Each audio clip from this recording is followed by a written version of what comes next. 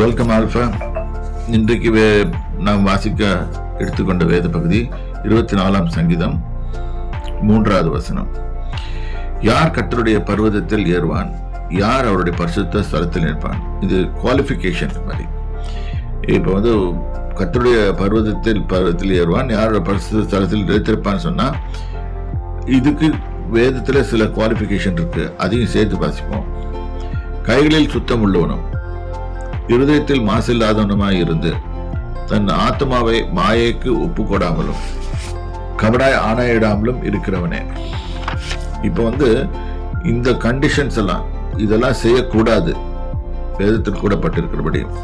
இப்ப நம்ம வழிகளில் சிந்தித்து பார்ப்போம்.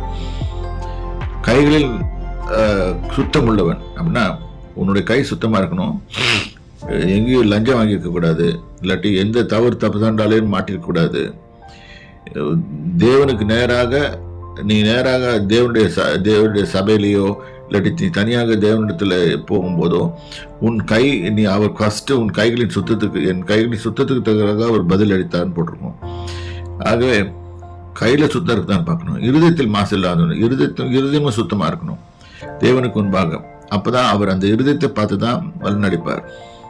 ஆகவே இருதயத்தில் மாசு இல்லாத இருந்து தன் ஆத்மாவை மாயைக்கு, உலகத்துல எல்லாமே நிறைய காரியங்கள் மாயையா இருக்குது. நம் உலகத்துக்கு ஒப்புக்கூடாமல் தேவனாகிய உண்மையான காரியங்கள் மேல நம்ம பற்றுதலா இருக்கிறது, தேவனுடைய காரியங்களில் பற்றுதலா இருக்கிறது இருந்து கபடாய் ஆணையிடாமல், உள்ள ஒண்ணு வச்சுட்டு வெளியே ஒண்ணு பேசாம கபடாய் ஆணையிடாமலும் இருக்கிறவனே. இந்த குவாலிஃபிகேஷன் இருந்தாதான் நம்ம அங்க யாருடைய பரிசுத்த ஸ்தலத்தில் நிற்க முடியும், தேவனுடைய பரிசுத்த ஸ்தலத்தில் நிற்க முடியும். இந்த இடத்துல பார்க்கணும்ல, யார் கர்த்தருடைய பரிசுத்த பதத்தில் ஏறுவான், யார் அவருடைய பரிசுத்த ஸ்தலத்தில் நிலைத்திருப்பாங்க.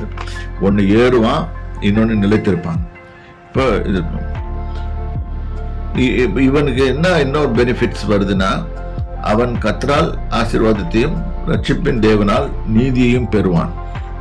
இப்ப ரைச்சஸ்னஸையும் வரும், ஆசீர்வாதமும் வரும். இதுவே அவரை தேடி விசாரித்து அவர் சமூகத்தை நாடுகிற யாக்கோபோடு ஒரு சந்ததி இருந்துச்சுன்னா, என்னன்னா நம்ம நினைச்சுக்கிறோம் யாக்கோபோட சந்ததி ஒன்றுதான் சந்ததின்னு நினைக்கிறோம். நான் வேதத்துல போட்டிருக்கபடி இதுதான் யாக்கோப் என்ற சந்ததி. இந்த வசனங்களை வாசிக்கும் போது வேதத்தை இந்த மாதிரி வாசிங்க, அப்பதான் உங்களுக்கு புரியும். நாம ஆசீர்வாதத்தை நோக்கி எப்படி கடந்து செல்வது, எப்படி வெற்றிகரமாக ஜீவிப்பது என்பதை அவர்களை பற்றி அறிந்து கொள்ள முடியும். கர்த்தருடைய நாமத்தில் உங்களை ஆசீர்வதிக்கிறேன். கர்த்தருடைய நாமம் மகிமைப்படுவதாக.